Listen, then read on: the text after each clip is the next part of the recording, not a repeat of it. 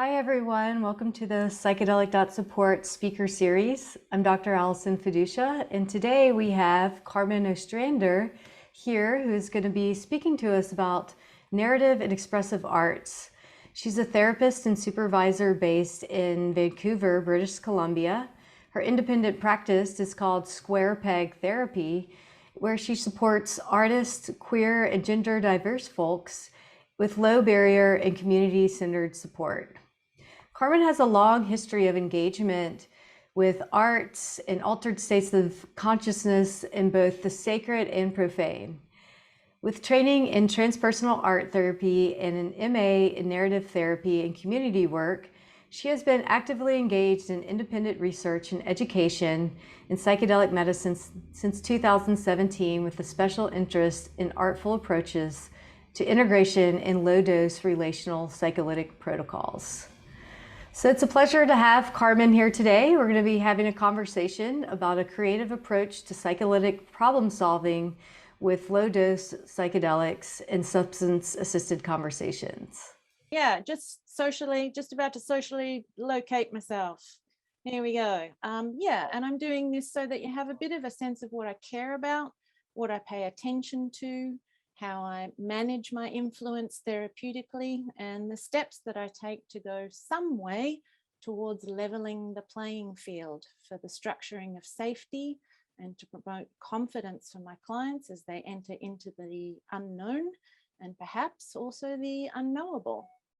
So here's the social location blurby bit. So I'm a first generation Australian from a working class, non-English speaking background. I'm a cis white, but not WASP femme settler, and I've been living for about 8 years now on the unceded territories of the Musqueam, Squamish and Tsleil-Waututh First Nations, also known as Vancouver in British Columbia. I am a happily married, middle-aged, perimenopausal queer with a long history of engagement with the arts, primarily in theatre, in music, with altered states of consciousness and substance use. As mentioned, I have a master's in narrative therapy that followed my training in transpersonal art therapy. My practice is independent as opposed to private and community-centered. I provide low barrier services primarily to artists, queer and gender diverse communities, and supervision in narrative practice for other community counselling services and nonprofits. So the psychedelic renaissance, as it is coined, holds the promise of prosperity for those positioned to capitalize on the knowledge that we're gathering and the science that's developing. And that leaves me with some concerns about the cost of legitimizing substance-assisted therapies, that it may make them inaccessible to anyone except the worried well in their first iterations.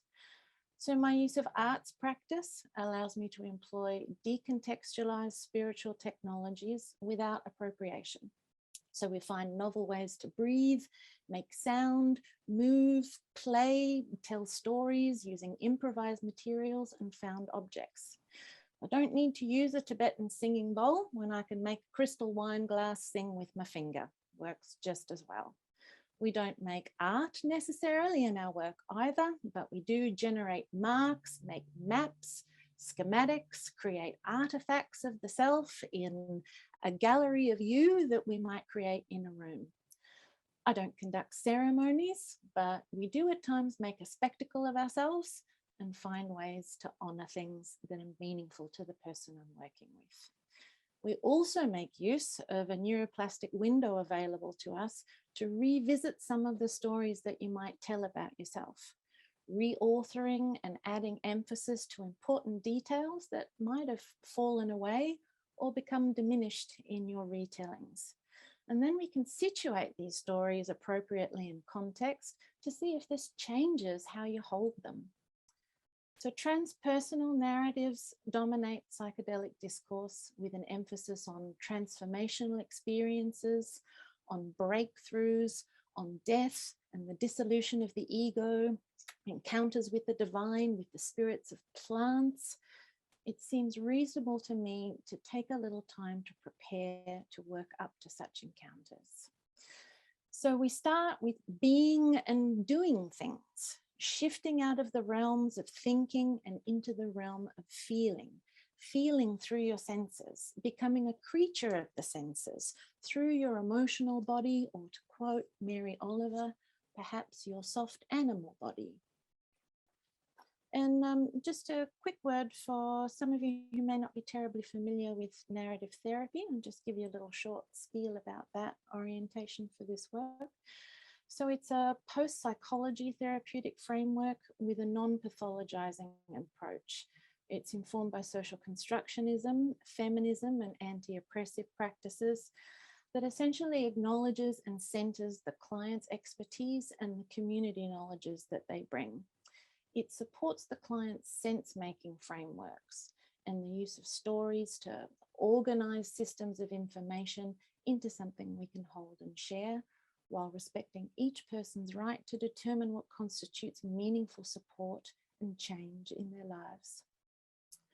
I've attended a bunch of trainings over the last 3 years from large and small providers all over the world, thanks to COVID.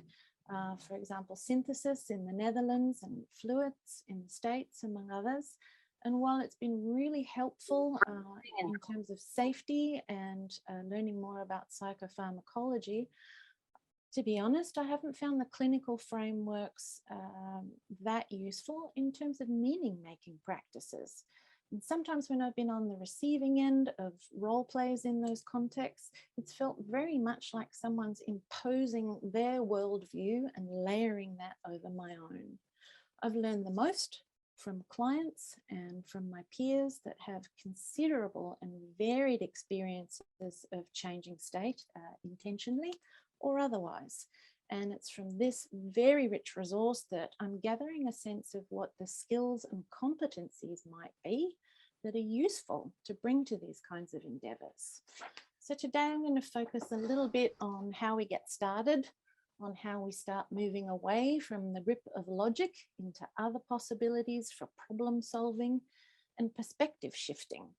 And in the context of substance-assisted therapy, the therapeutic relationship supports a development of this shared language, of this shared framework for meaning making, of the stunning array of material and sensations that can show up and present themselves in non-ordinary or psychoactive states of consciousness. It's these small beginnings that keep the stakes low and the expectations of breakthroughs or catharsis equally low, as we center the skills and the resilience that each person brings and can develop, along with their input on what constitutes safety and comfort and the preservation of dignity in these processes.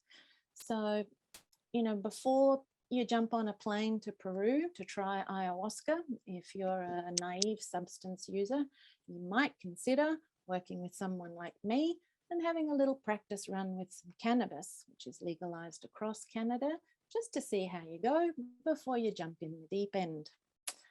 I believe that this kind of engagement promotes psychological safety and confidence that are also aligned with the care ethics of harm reduction.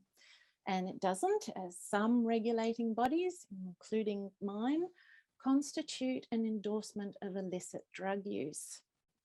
And this thinking is really disappointing, and I think it diminishes a significant opportunity to work without the presence of stigma and without pathologizing experienced recreational substance users, without pathologizing them and helping them to move towards more intentional and therapeutic ways of being in relationship with all the compounds that might be parts of their lives, whether they're plant-based or synthetic, so that they're supported in these relationships as they invite them into their lives. So they may then go on to responsibly self-medicate or tend to their spirits in settings and contexts that are deliberately outside of the deliberately secular and arty space that I provide. So this shared meaning-making process is central to how I work and differs a little bit, well, quite a bit, from the practices of therapeutic interpretation and analysis that shows up in a lot of transpersonal and psychotherapeutic paradigms. It's these distinctions in philosophy, practice, and outcome that are also pretty important in determining for ourselves and the people that are hoping to access the services what's psychedelic medicine and what's psycholytic substance-assisted therapy. Psychedelic medicine, it still has specific mechanisms of action that we don't have scientific consensus on at this point, and it relies primarily on discourses that pertain to the client's own healing intelligence, which originate in some transpersonal constructs, this idea of a higher self or an authentic self, which some might consider a little bit colonial and a little bit corrupted by a neoliberal emphasis on being self-made, a self-contained person with free will and willpower, kind of centers you as the hero of your own journey, and you go out into the unknown, face your fears, conquer unexplored lands, touch the face of God, return with pearls of wisdom that those around you when you get back may or may not be happy to hear or receive from you. So with substances such as cannabis and entactogens such as MDMA and some other unscheduled compounds like 3-MMC, they provide opportunities for relational processes to be centered, where you don't have the interruption of visual distortions or hallucinations that might look a little bit like this for you, or perhaps in the not so great scenarios turn into this for some people. If we're working with relational medicines, we get to stay in the room with each other and be in relationship with each other. So low dose work allows clients to maintain a sense of autonomy throughout the process. It makes space for surrender to unfold at your own pace and on your own terms. It's a little bit like the difference when entering a body of cold water. You've got the people that love to just charge in, break through. I'm not one of those. I'm a wader. I need to wade out in my own time, give myself a minute to acclimatize. And I don't know, I've often been made to feel like there is something wrong with that approach. It's how I do it. It works for me. It's how I enjoy the experience. So some of the things that low dose protocols make possible for clinicians, an increased margin of safety. There's a lot of information that I can gather in that low dose relationship about tolerance, sensitivity, how fast a person metabolizes a substance, and how they sit in their experience. And then we find experience near language to describe the influence of the substance. It allows us to attend to and reduce a bunch of anxiety that comes to stepping into an unfamiliar state with a perhaps unfamiliar person, and a chance to kind of have a kind of dress rehearsal for our protocols. So protocols around COVID, comfort and safety, protocols for distress, protocols for touch. All of those things are able to be attended to before you enter into an experience where you're entirely vulnerable and suggestible and perhaps not able to advocate for changes on your own behalf. It also gives us the opportunity to create our own instruments to measure what's shifted in our work together. And we also get to name and address the cultural, social, and political implications of the work that we're doing together. It also supports the client in determining what would be most helpful for them moving forward. It involves them in the practice of developing this to support safer engagement with future altered states, so that you can learn to anticipate your own needs, basically. So how I generally set that up is with a series of before and after medicine tasks. And I develop those with the client so that we can attune to the influence of the compound and often resolve questions like, is this doing anything? Am I feeling what I'm supposed to be feeling? Am I doing it right? And by having these kind of before and after exercises set up, that we've created together. It gives us a really clear picture of what the influence is and what's shifted, and then the ability to predict what might happen if there were a bigger dose in place down the track. So these meetings have looked like 2-hour conversations, seated, have a kind of kitchen table kind of feel. We're seated at either end of a table with a large sheet of paper, or I use a chalkboard as well, and we're just mind mapping. We're using pens, and sometimes we use paint.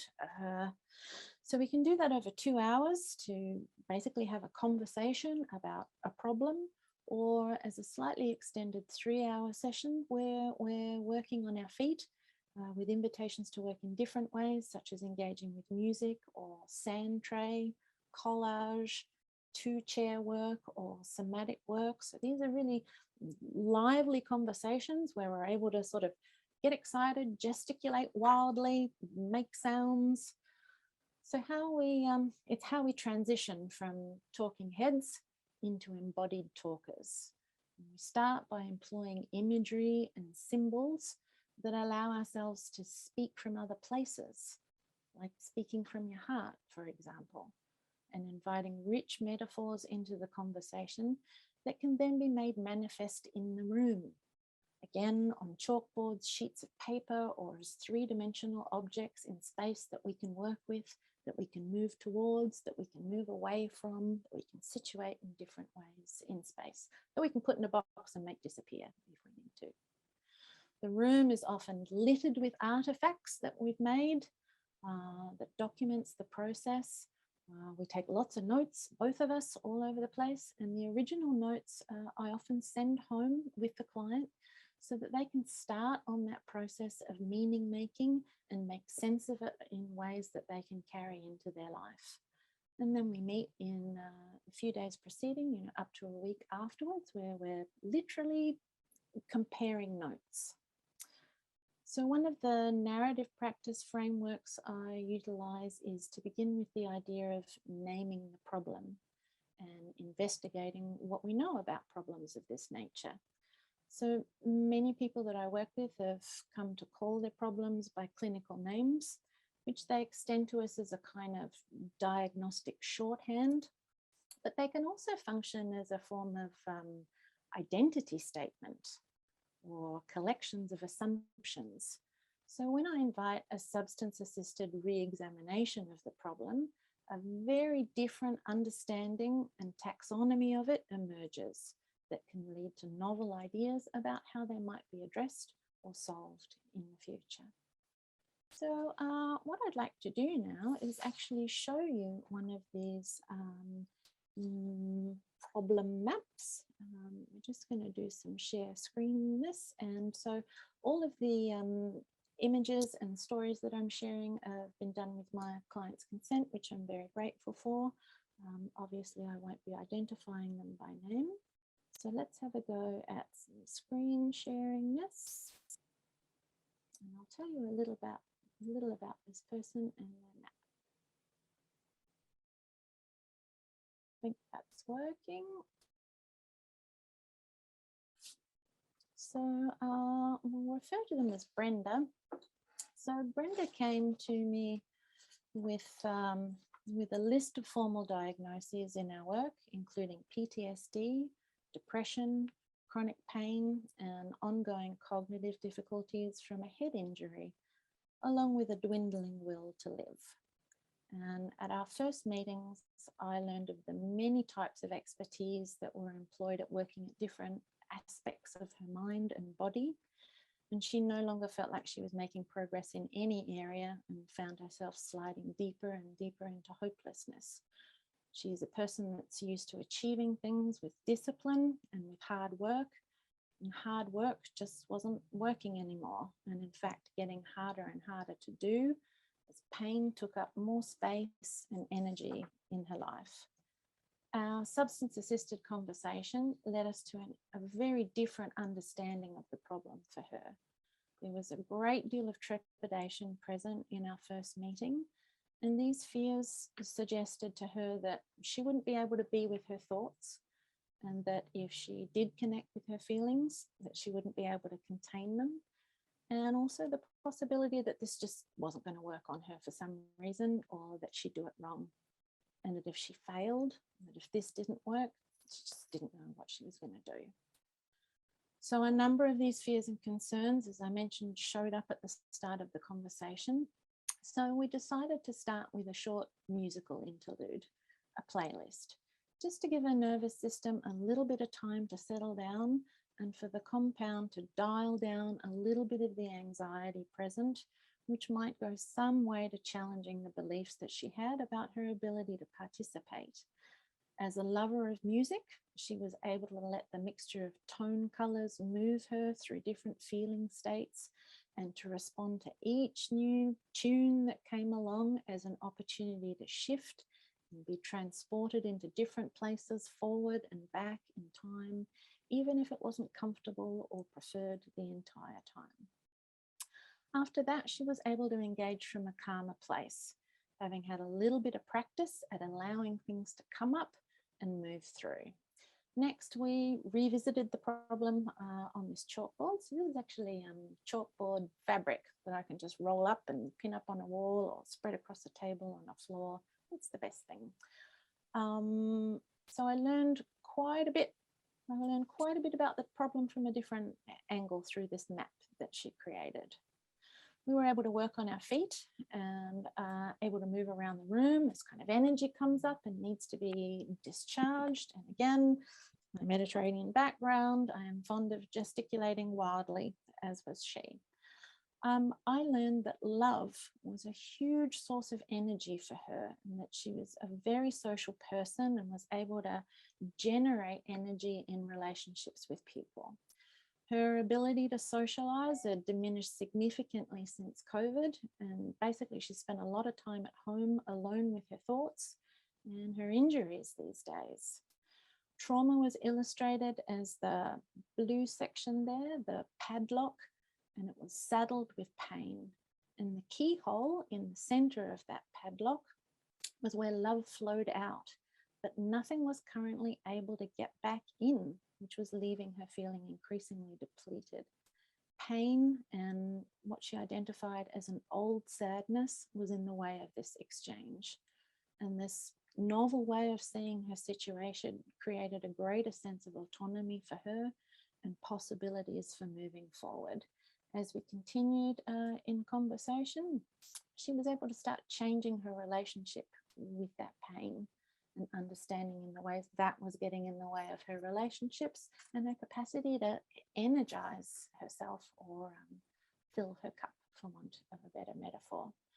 And I have some other images that I'd like to share with you in a moment, but I wondered if you might also like to just have a little go for yourselves at this moment, in this moment of this process of working more symbolically or metaphorically, so to speak.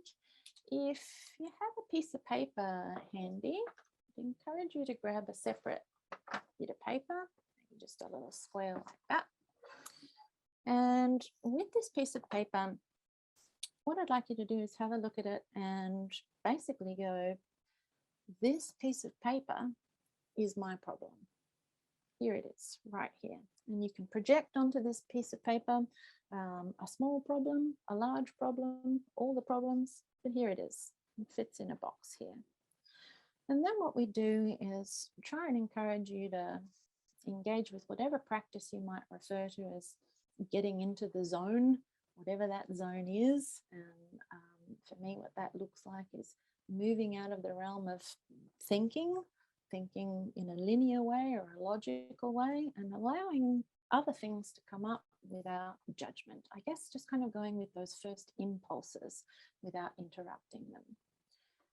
And then as you consider this problem that you have in front of you, I'd like you to take a moment to consider what might be available to you to manage this problem or deal with this problem, transform this problem in some way. Maybe it needs this. Maybe it needs that.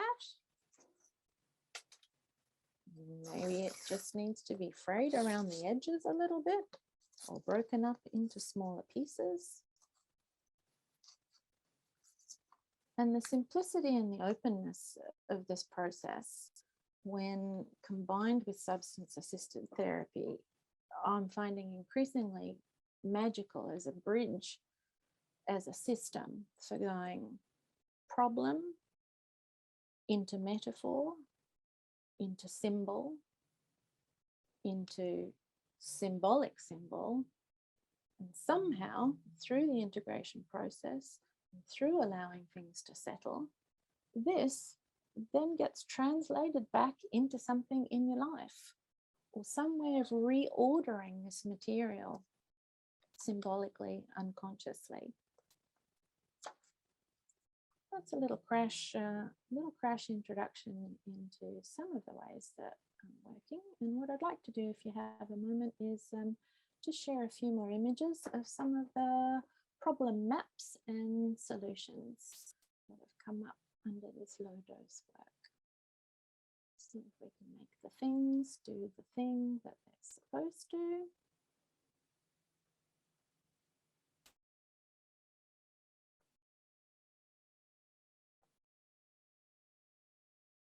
Hopefully you can see that. Back to the top here. Okay, so I cannot see the Zoom screen as well as these, so please shout out if you can't see what's happening here, and you will need to shout.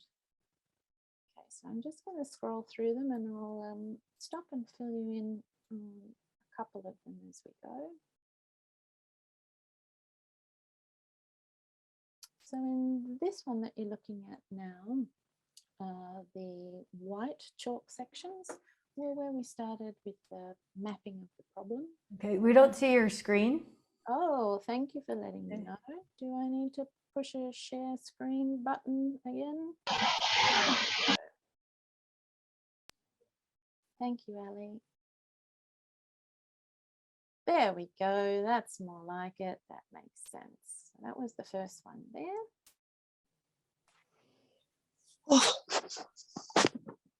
And just going to move into the one I was just describing for you here. So that started out, the mapping of the problem was done in the white chalk on the board there. And as we started working towards just brainstorming ideas for solutions, they were able to work over the top to connect what each of those symbols and elements meant for them, and to tie them together into something that they felt like they might be able to take into the future with them. And in this example here, you're actually looking at the solution to the problem. I don't know if you can see at the bottom of the hands here, there's two little figures there. So one of those is a small penguin. And the small penguin for this person was their inner child that they felt had been abandoned. So we were able to create the sense of separation on this map. So they weren't even on this road at the start. They're actually way on the other side of the room. And we were able to perform a form of rescue mission for this penguin. We didn't have a second penguin to come, so they had to make one. And they made a little friend for it to rescue them. And I often use this, the thing that you can see behind me, the road and the imagery there. We use this as a metaphor that comes up for a lot of people in their idea of their spiritual journey, that it is a path or a road that they're on. And I kind of use this to ask people to illustrate where they think they're up to in this process. Whether they're on a smooth road or whether it's the rocky road. Some people feel like they've fallen off the back of the mountain on the other side, or that they're close. And we were able to move through in conversation, working with these objects to bring them closer to where they felt like they could be, to access this spiritual resource for them that's situated there with the eye and the moon. And the feet there, it indicated that they didn't take a linear path up the road. They felt like they'd done it the hard way, coming over the Rocky Mountains on the side, but we were here now. And in this next image here, so some of you may have participated in timeline exercises where you kind of map out significant chapters in your life, or knit significant events together. This is actually done on the floor, most of the floor in a room with masking tape, where significant events have been written on, but then also filled in with imagery as well. And that piece of string there, we were measuring some highs and lows that had occurred in their lives, layered sort of maps over this. And when we finished the session, I wasn't quite sure how to dismantle this beautiful piece of work. And there was so much information there that I was worried about being able to capture accurately. So we improvised something on the spot where I pulled up each of those pieces of tape and taped them onto the client. She was going to walk home. So she had all the stories taped along her back. And then when she got home, she got to peel them all off and rearrange them in order. And part of her integration process and homework was to collect that text and condense it into a poem, which she then shared and reflected back to me. That was incredibly powerful. Don't know if you know this, but poems are magic, by the way. A couple more here. Yeah, so people have used this map in different ways to situate themselves and where they're up to in their journey.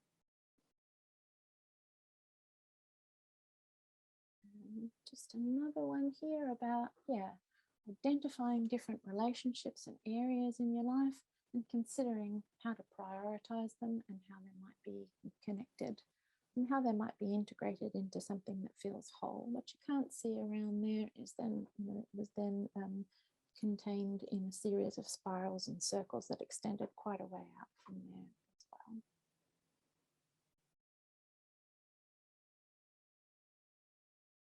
This is some work that took place outdoors. So again, lots of symbols being incorporated into our conversation. And for this person, it was a feeling that they were not able to access what was referred to as a kind of spiritual banquet. It was all laid out there in front of them and they were not able to access it. So we created this little plate of food for them that they were actually able to sit down and access as we progressed through the conversation. And I think that's pretty close to, we got one more here. So again, just another conversation unfolding in real time, moving away from diagnostic language into a redefining of the problem in the client's own words, their own sense of what's important to them from here. And that brings us to the end of the showpiece, so to speak. And I would love to have a chat with you lot. Let's see what you think about working with lower doses. Yeah, wonderful. Thanks for this presentation, Carmen. It's very interesting to think about the different ways of working with psychedelics that are more nonverbal, less of the left brain, more in the right brain, cognition features there with the psychotherapeutic process. So yeah, I invite anyone that has a question, if you want to drop it in the chat, I will ask it. Or if you want to come on screen and ask Carmen your question, there's a raise your hand button here in the bottom panel of the screen. And so if I see your hand raised, I'll call on you. But one question that came up already was, someone is asking, is there like a starter kit or a way to get going with this type of art therapy with clients? Oh my God, what a great idea. There isn't, but there should be a starter kit. That's a brilliant idea. Anybody want to collaborate on a thing? And I'm really glad that you mentioned that as a possibility. It has occurred to me, obviously COVID has interrupted the ability to work in person. I think that's a really interesting idea, is to be able to offer a kit to people to start working with at home and to be able to connect with them virtually in support of that. Great. Well, I see Trey Lee here with your hand up. You're welcome to ask your question. Hi, everybody. I'm so sorry I joined late. So I don't know if you covered using mushrooms for depression. I have clients who want to do that? I didn't cover that specifically, but I do have a number of clients that work with psilocybin. That's not my deal generally. Also, it being an illegal substance here, it can't be my deal. But because I'm situated in British Columbia, which is just overflowing with mushrooms, and I do work with a lot of younger people, it seems to be part of a kind of rite of passage here, that they will go to the forest and take mushrooms with their friends. What I'm doing from a harm reduction perspective is to go, would you like to have a bit of a practice run with me around how to get yourself out of difficulty if things become difficult? And I've actually also worked with pairs of people that are preparing to go and do that with friends, to go, well, these are different ways that you might be able to support each other. So I don't know if you missed this bit, but yeah, I'm zeroing in on what I'm referring to as a set of skills and competencies that people use to navigate their ways through altered states. And I think there are things that you can practice and develop that will stand you in good stead for whatever in the psychedelic canon you might be wanting to work with in the future. Thanks. So we had another question about the starter kit. Since there isn't one, could you just throw out maybe a few items you think someone could purchase that would be useful for art therapy? I think what's been really consistently impactful for people is developing this relationship with music. There's only one person that I've worked with so far that does not respond well or feels easily transported by music. And it's been extremely useful to, and depending on which paradigm you're working in, to change the vibration of the space, or to help you change shift or mood, or to use it deliberately to invoke a particular kind of feeling state that you might want to work with. So I think it might, perhaps, it might need to be centered around maybe different moods or tone colors, or things that you might be wanting to investigate or explore. I think that's a great place to start. Really, what would go in that kit is one invitation for each of the senses. I know there are a few people working with aromatherapy and psychedelics also. So those scent memories are really evocative and important. Yeah, what's one thing that we could do that would engage each of the senses in a different way? Lovely. So there's a question here asking, do you have any tips for introducing this approach to clients who are not open to or maybe dismissive of the idea of art therapy? Yeah, that's a big one, isn't it?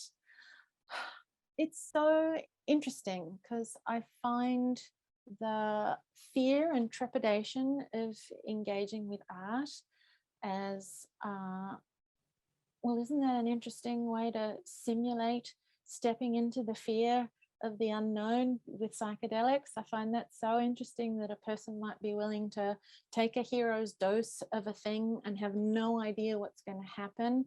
But what seems equally terrifying is a blank page and a pen and the crossing of that divide, that giant chasm onto making a mark onto a thing. So I really encourage clients to go, do you want to have a go at maybe crossing this divide or this fear? And again, I think music is the easy way into that because it's so evocative. Great. So there's a few kind of related questions coming in about, what are the doses considered for psycholytic? And I think this is also applies to what the substance is. Mm-hmm. And so there's some questions around that. And do you actually do the art therapy while someone's under the influence of the substance, or is it more applied during integration? The work that I've shown you today is all under the influence. So why I'm introducing that under the influence, if we look at this idea of the disruption of the default mode network, or this kind of, executive function, frontal lobe controlling rational state, the substance allows that to be dialed down and promotes this crosstalk across your brain. So all of your resources are online and are contributing to shifting your perspective and seeing the problem differently. So we're deliberately working with this little window of neuroplasticity to rework problems and stories so that they can be metabolized differently on the other side. And in terms of, what is a psycholytic dose? So you're probably aware of the idea of microdosing, which is that sub-perceptual threshold. I'd like to introduce you to a little bit of language here that comes from Mr. Shulgin, a museum dose. So a museum dose is considered a dose that is enough to make you feel a little bit different, enough to make the experience of walking through a museum delightful and interesting, but not enough to get you kicked out of that museum. You can still hold it together, and it's just that slightly enhanced sensory state. So just that enhanced, noticeable, but not compromised by enlivening of the senses. Yeah, great. So kind of a follow-up question to this one was, can you comment on what some of the basic skills and competencies would be to navigate a psycholytic experience? Mm-hmm. And I guess in this context too, there's kind of follow-up with people are wondering about like ketamine, using psycholytic doses of ketamine in art therapy, and if you have any experience there. I don't with ketamine. Ketamine seems to exist in a bit more of a medicalized context than I currently have access to at this point. I think that would be a really interesting thing to try. And as clinics are starting to open up in Vancouver, I'm hoping we'll see a little bit more experimentation with lower dose work with those substances also. There was a first part to that question that's just slipped right out of my head. I'm sorry. Yeah, sure. I can say it again. So I was asking about, basic skills and competencies for navigating a psycholytic experience. Absolutely. So I made just a passing reference to this idea of decontextualized spiritual technologies, things like breath, movement, and sound. I don't know what your thing is. We will find what your thing is that you respond to that allows you to be flexible and move through states that might be difficult or challenging. For some people, it is finding a way to breathe that helps, but that's not accessible to everyone. For other people, it is a form of visualization, perhaps. People that, when they close their eyes, they have this amazing, rich internal landscape that you can join in with them and manipulate imagery or transport yourself in different places. Other people need to move, and it might be something that's more physically oriented. So I guess I try and create different invitations to find out what your thing is that works. And again, kind of using these keying in through the senses. Smell works really well for some people to transport them out of where they are into something else. Yeah, from a neurobiological perspective, I'm really interested in how psychedelics change the sensory perceptions. Mm-hmm. And we did some early work showing that with music, you could really see an increase in serotonin and dopamine release under the influence of MDMA was the compound we're looking at. Mm-hmm. And so considering all the variables that come into the senses under these experiences and with different doses, it's fascinating to think about how we can work with people in these different states to access other memories or emotions and all of those pieces. And it seems to be very substance dependent. To reiterate what someone's talking about with ketamine, maybe this would be tricky to do with some of the loss of coordination or cognitive effects of ketamine. But in general, we're publishing a course probably this weekend on ketamine that's going to be online. And, we really have to consider the route of administration and the doses, and how it might vary between different individuals as far as the effects go. So it's a lot of I think starting at lower doses and then seeing how that sits with someone as before kind of escalating and getting to these different maybe psycholytic or Higher states might be quite dose and person dependent. Absolutely. People do respond really differently to different dosages, and I think it's worth taking the time to titrate in that way with people so they can find their own kind of sweet spot. And to come back to music again, in some of the ways that I work with the playlist, that I will put in the occasionally deliberately uncomfortable or challenging piece of music as a way of practicing this moving through discomfort or changing of state. And people can do amazing things in that scenario. They can make the whole song disappear. They can just focus on one instrument. They can really focus on locating the vibrations in their body in different ways, or just focusing on how something is panning left and right in the headphones. These are all, constructive forms of distraction that work really well if you're getting into trouble. Yeah, this reminds me of fidget spinners. I've also heard people talk about that if people are having challenging experiences because of the syncing of both hemispheres of the brain. I haven't seen any science on that, but it does seem like a changing of the focus with other objects and things like that. I have another question here from Charlie. You want to go ahead? Yes. Actually, it's just a comment. Carmen, thank you for your presentation. I love art. Sorry I missed how it's integrated. Many people are asking sort of questions like, how do we do this to using THC, et cetera. I'm in California, so it's all legal, and there are dispensaries everywhere. People have access. And I want to let folks know who are curious that there's actually training in how to become an assistant to somebody's psychedelic trip. You can look online. I don't know who it is, where it is, but there's a group of people that are getting that going. So just for those of you who didn't get your questions answered today, thanks for letting me talk so much.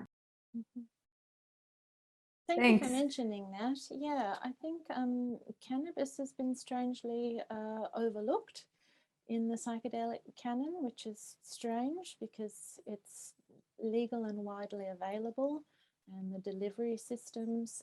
There is someone, David and Alison McQueen's work, I don't remember the name of their organization, in Boulder, Colorado, have done a lot of work in cannabis-assisted therapy.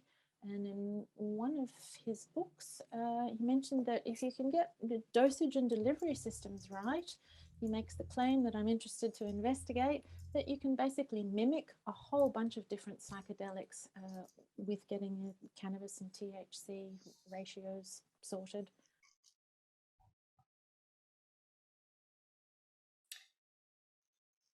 Hey, thanks. Yeah, do you have any like dosing recommendations for the THC for the psycholytic or art therapy piece? Is there any targets there? I have found working with tinctures for novice users is a little bit too much of a wild card for me or where I'm at.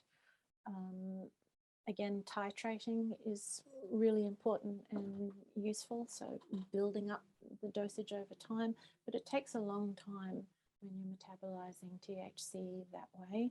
What I find is most efficient is using the flower, is smoking, because you'll have a sense of the effect very quickly, and you'll have a sense of how quickly a person is metabolizing that also. Great. Have you ever done this work in virtual sessions? Once so far. It was okay, except the music streaming part crapped out. So I have some tech to figure out there. And it does take a little bit of time. What I had to put in place for that person was to make sure that they had in-person support available to them as well. I wasn't entirely confident if something transpired that I would be able to tend to them in the ways that I know I can in person, direct eye contact and being able to put a hand in the right place to steady a person. So we were able to make sure that they had other people around just in case. It wasn't required, but yeah, that is something I think is important to develop as we move forward, just in terms of accessibility also for people. Great. Yeah. And someone also asked about group sessions. Do you do this work in groups? I have done. I've mainly been working with other therapists at this point and collaborating with them for feedback. They've been really, really helpful in helping me sort out my playlists, actually. Great. I think we have time for about 2 more questions here that are quite interesting. So one is asking, have you found that your clients may start out a session with the intent of addressing a specific problem or issue, but during their session, they end up going down a different path, addressing something unexpected? Yeah, that absolutely comes up. And I probably place a little bit less emphasis on the idea of a specific intention setting practice, particularly for low dose work. I'll really try and take the pressure off and keep the stakes low and go, all we're doing in these first encounters is building our relationship. See if we can work together, how we can work together, and if we can collaborate on a way to, yes, name and then address the problem. And by doing that in that session, quite often something very different than what they might have anticipated was going to happen unfolds. And we just follow what comes up, what's present for the person. Great. So I'm going to ask this last question, but I do want to address the point that was placed here where Mary Jane is saying that she's an addiction therapist, and cannabis can be problematic for some clients that she's working with. So I think this is always important as we're working with different substances and understanding where people are at with different intentional use or problematic use. So thanks for pointing that out, that substances may not be appropriate for everyone.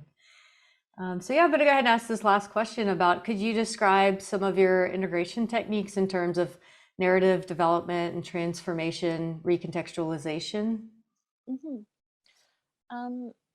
What's been the most helpful development, I think, as my practice is developing is I would document the whole process. I would take all the notes home and then try and work them into something to bring back into our integration conversations. Not only is that a lot of work and a lot of responsibility, I also found that it was just much more helpful for the person to actually take those artifacts, take those raw notes that we have home with them. They're kind of energetically charged also with the work that they've done. So they could take them home and sit with them, and we would go through this process of comparing notes of what's transpired, because I know this from any therapeutic interaction, the idea of what I thought was the most important thing in the conversation is often very different to what the client thinks was the most important or significant thing in the conversation. So there is a combination of the notes that we've made, the journal notes that the client has made.